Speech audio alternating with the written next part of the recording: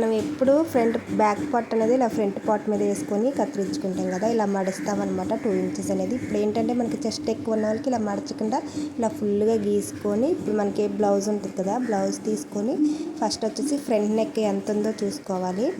ఒకసారి ఉండండి, front neck చూపిస్తాను అనమాట. పైకి ఉంటుంది అనమాట ఫ్రంట్ నెక్ అనేది, వీళ్ళది కస్టమర్ది.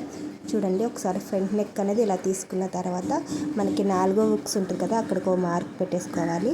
తర్వాత ఫుల్ లెంత్ చూసుకోవాలన్నమాట. ఇక్కడ నుంచి కింద వరకు ఇలా పట్టుకొని ఇక్కడ ఖర్చు కోసం ఇక్కడ షేప్ బెల్ట్ కాడ నుంచి ఇలా పైన ఒక డాట్ ఉంటుంది కదా, అలాగ దానికి ఒక మార్కింగ్ పెట్టుకొని షేప్ బెల్ట్ వరకు ఒక 1/2 ఇంచ్ కిందకి అనేది పెట్టుకోవాలన్నమాట.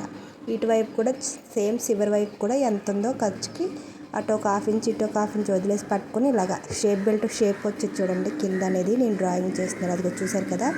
ఇక్కడ కూడా ఫ్రంట్ లోత్ అనేది ఒక 1/2 ఇంచ్ ఇలాగా డ్రా చేసుకోండి. చూసారు కదా 2 ఇంచెస్ అనేది మనకి షేప్ బెల్ట్ అనేది వచ్చింది. Full length blouse